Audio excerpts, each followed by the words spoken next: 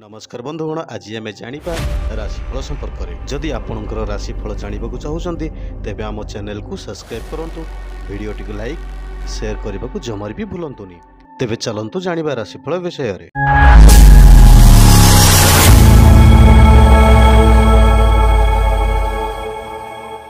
मेष राशि व्यक्तिशेष मान धनाधिप शुक्र स्थिति विभिन्न बाटर आर्थिक उन्नति मार्ग सुगम करिबो।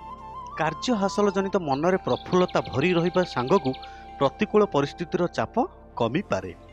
पूर्व योजना अनुसार कर्मारंभ पूर्व परिस्थिति को सामना करने कष्टकर हेबो। कृत्तिका नक्षत्र बंधुंक द्वारा समस्या समाधान होइजिबो।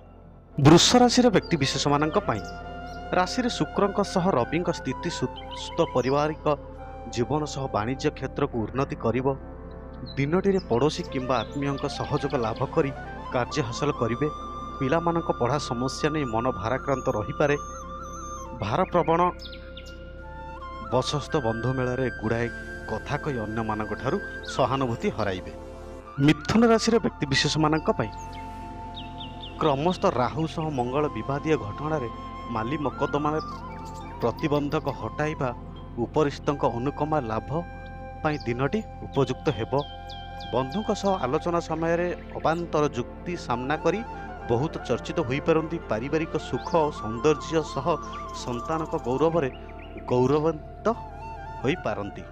कर्कट राशि व्यक्तिशेष मानक पई तृतीय व्याधिप कर्मस्थान अवस्थान कर शनि दृष्टि थिबारु निजर भली भावे हेउथिबा लोकटी समस्या सृष्टि करि परिबे। चतुर्थ भाव को बुधंक दृष्टिकोण कौनसी जिनिस विक्रय करिवार योजना करि पारंती। सामाजिक स्तर में दक्षता और निजर कृति और कृतित्व सम्मानित हेबे। सिंह राशि व्यक्तिशेष मानक पई भाग्याधिपति अष्टम भाव तो जोगु शिक्षा संतान और बंधु संपर्क क्षेत्र में मनस्ताप करने को पड़ पारे।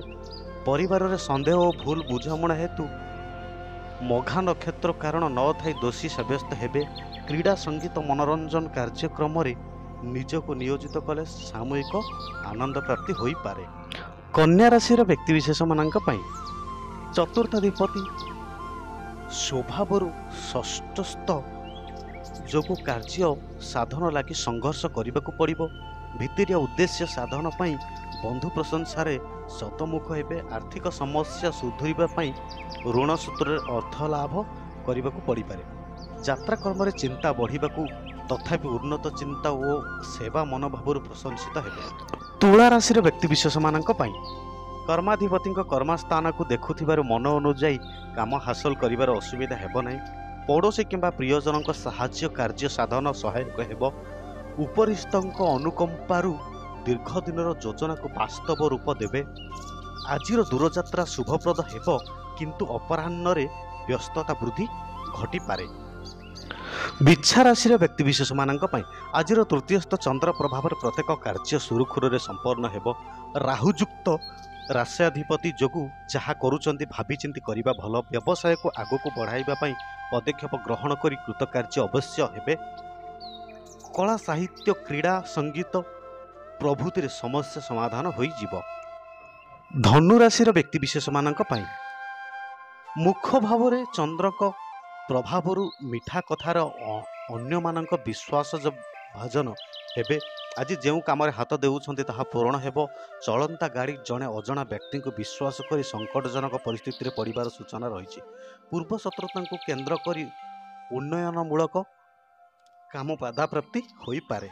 मकर राशि व्यक्तिशेष मानक पई शनि क्षेत्रस्थ उत्तराषाढ़ नक्षत्र चंद्र अधिकांश समय डिप्रेशन रे रखिपारे।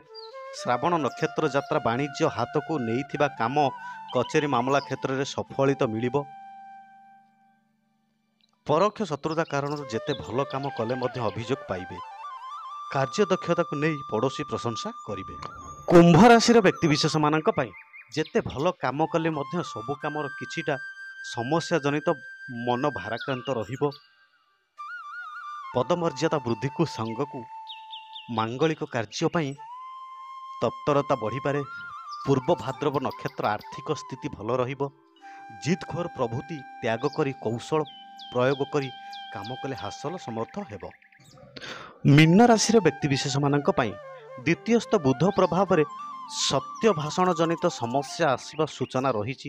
ସମସ୍ୟା ପରେ ସମସ୍ୟା ଆସିବା ଫଳରେ ସାଧାରଣ କଥାକୁ କେନ୍ଦ୍ର କରି ମତାନ୍ତର ଘଟିବା ଜନିତ କ୍ଷୋଭ ପ୍ରକାଶ କରିପାରନ୍ତି।